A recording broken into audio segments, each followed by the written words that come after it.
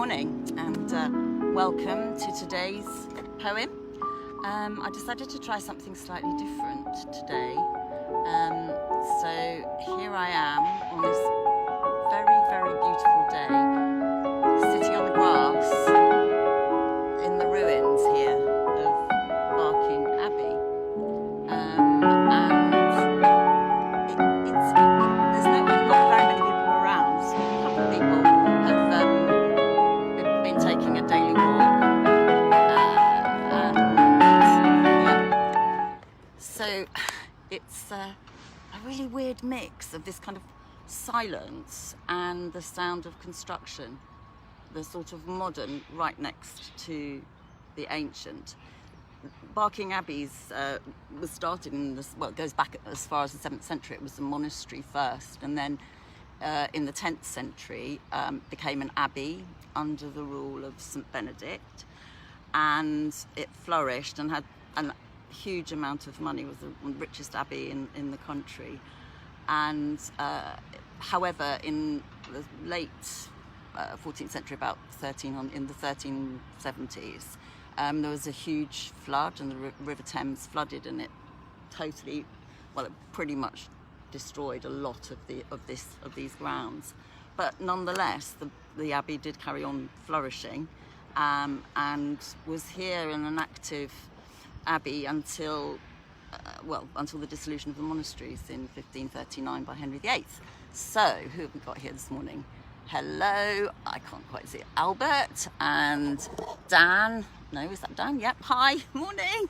I'm experimenting today, so hopefully it's coming across like that. Well, it will be, won't it? So anyway, the reason I've chosen to do my poem this morning at Barking Abbey is because there's been so much talk about nature, and I've done a reading in Barking Park, or two actually, and so I thought this morning it'd be nice to read something about nature. And you probably know, but William Wordsworth wrote a lot about nature, and this poem that I'm going to read is called Tintern Abbey, and was obviously based around Tintern Abbey, and here I am in Barking Abbey. And lots of people probably don't think of Barking as a place that would have something quite as beautiful as this. Think of it more as a kind of urban East End town, but this abbey is beautiful. And in fact, in the Folk Festival of 2015, Ikra, who is the composer that I've been playing over the last few days, actually did her debut of that piece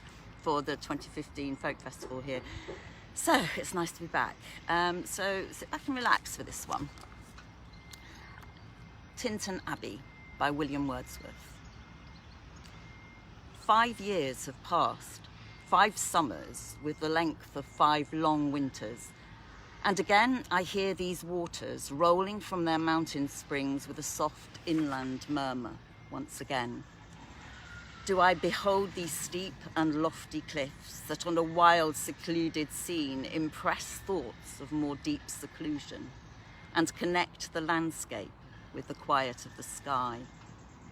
The day is come when I again repose here under this dark sycamore and view these plots of cottage ground, these orchard tufts, which at this season with their unripe fruits are clad in one green hue, and lose themselves mid groves and copses. Once again, I see these hedgerows, hardly hedgerows, little lines of sportive wood run wild, these pastoral farms, green to the very door, and wreaths of smoke sent up in silence, far among the trees, with some uncertain notice, as might seem of vagrant dwellers in the houseless woods, or some hermit's cave where by his fire the hermit sits alone. These beauteous forms, through a long absence, have not been to me, as if a landscape to a blind man's eye. But oft, in lonely rooms and mid the dim of towns and cities, I have owed to them, in hours of weariness, sensation sweet, felt in the blood and felt along the heart, and passing even into my purer mind with tranquil restoration. feelings too of unremembered pleasure, such perhaps as have no slight or trivial influence on that best portion of a good man's life, his little, nameless, unremembered acts of kindness and of love, nor less, I trust, who sought the thing he loved. For nature then, the coarser pleasures of my boyish days and their glad animal movements all gone by, to me was all in all. I cannot paint what then I was. The sounding cataract haunted me like a passion. The tall rock, the mountain, and the deep and gloomy wood, their colours and their forms were then to me an appetite, a feeling, and a love that had no need of a remoter charm, by thought supplied, nor any interest unborrowed from the eye. That time is past, and all its aching joys are now no more, and all its dizzy raptures. Not for this faint I, nor mourn, nor murmur. Other gifts have followed. For such loss I would believe abundant recompense.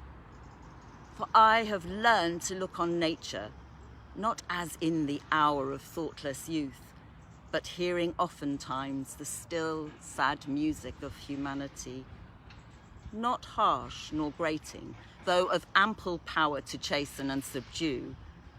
And I have felt a presence that disturbs me with the joy of elevated thoughts, a sense sublime of something far more deeply interfused, whose dwelling is the light of setting suns, and the round ocean, and the living air, and the blue sky, and in the mind of man, a motion and a spirit that impels all thinking things, all objects of all thought, and rolls through all things.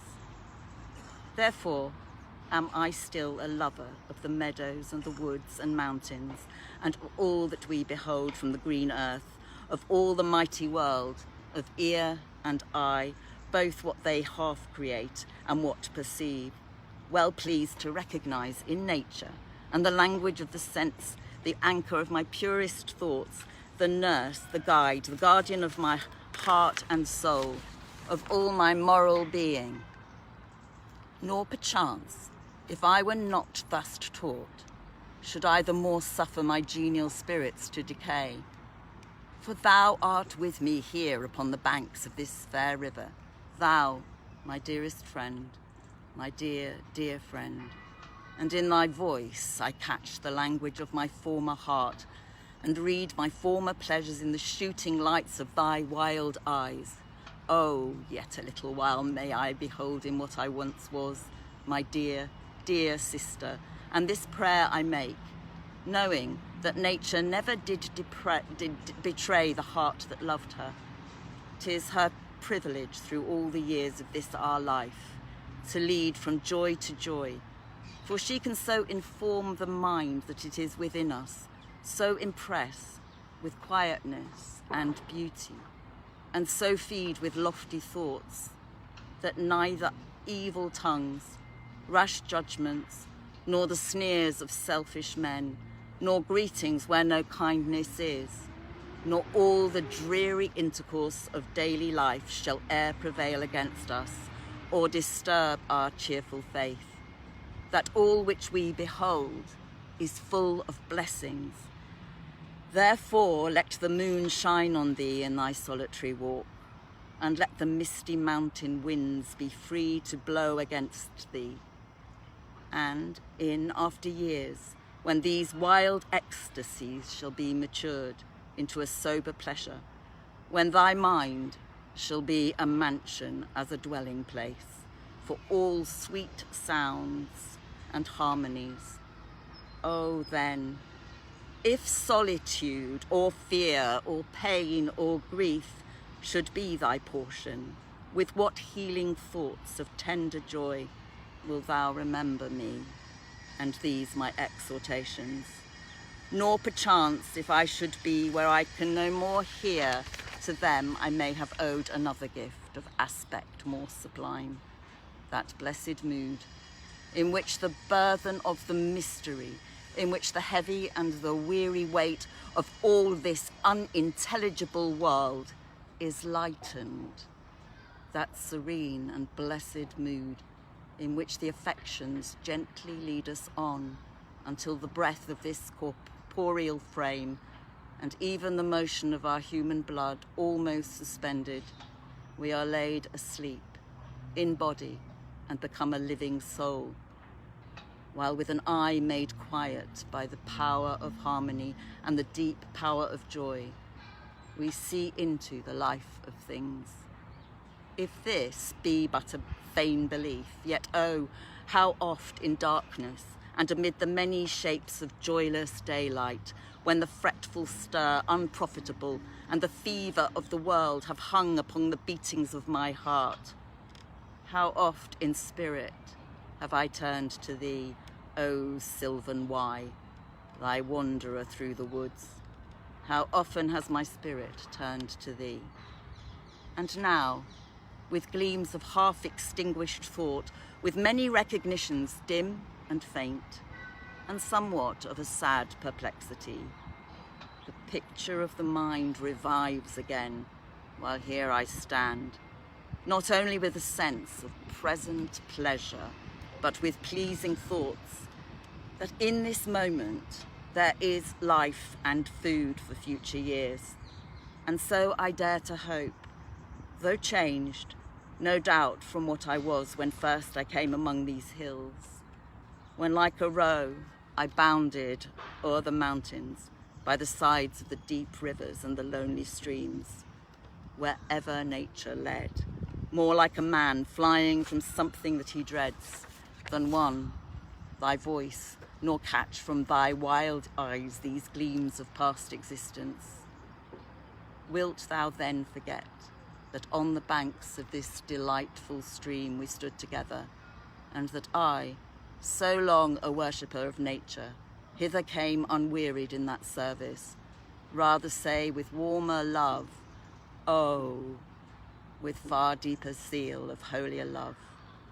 Nor wilt thou then forget that after many wanderings, many years of absence, these steep woods and lofty cliffs and this green pastoral landscape were to me more dear, both for themselves and for thy sake.